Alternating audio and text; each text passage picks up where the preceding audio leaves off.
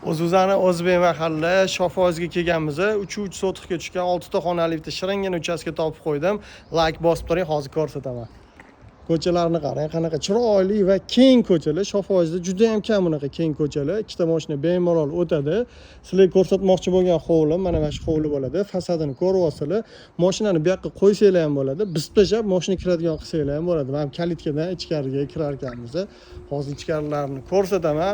6 ta xonasi hammasi remontdan chiqqan, restavratsiya qilingan, shiringina hovliga like bosib, shu yerdan qidirayotganlarga jo'natib turing. Hozir ichkarilarni ko'rsataman. Xo'sh, yo'ldan kirganimizda kichkinagina zelyoniy zonasi bor. Kaftdekkina hovligan, juda ham chiroyli qilingan ekan restavratsiyasi. Umumiy ko'rinishini ko'ryapsizlar, juda ham chiroyli. Xo'sh, remontdan chiqqan ekan. Sizlarga hozir ba'zi bir xonalarni ko'rsataman. Hammasini ko'rsata olmayman, sabablari bor. O'sha zalga qarang mana. Tayyor remontlari. Kelasiz, kirasiz, mebel texnikangizni qo'yasiz, yashaysiz. Вообще zo'r hovli. Menga yoqdi. Xo'sh, yoqayotgan bo'lsa yozib qo'yasizlar kommentariyaga. Bu podol mashtidagi podol ekan. Xo'sh, bu yoq kuxnya qismi.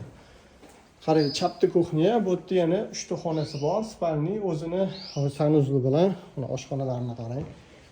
Zo'ra, keng, manza qilib ovqatingizni tayyorlab turib, shu yerda o'zida yeb chiqib ketsangiz bo'ladi. Bu yerda bo'lsa bitta sanuzl ko'rgandek bo'ldi mana. Katta vanna qilingan. Xo'sh, sizga yoqayotgan bo'lsa like bosib qo'ying. Narxi hozir aytaman.